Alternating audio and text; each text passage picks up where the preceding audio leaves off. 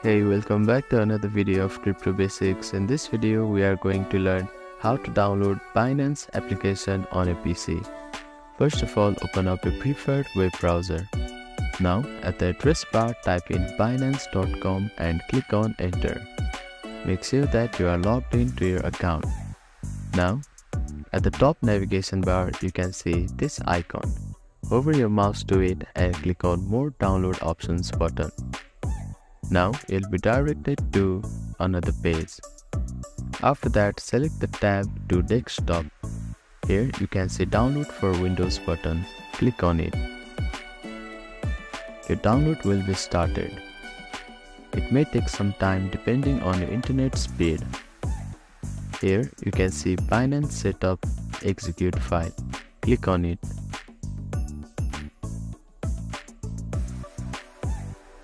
Now select the language and click on OK. After that, click on Install button.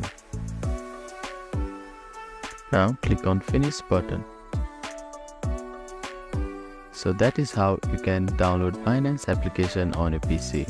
Thank you for watching this video. Please do not forget to like, share and subscribe to our channel and comment down if you have any queries.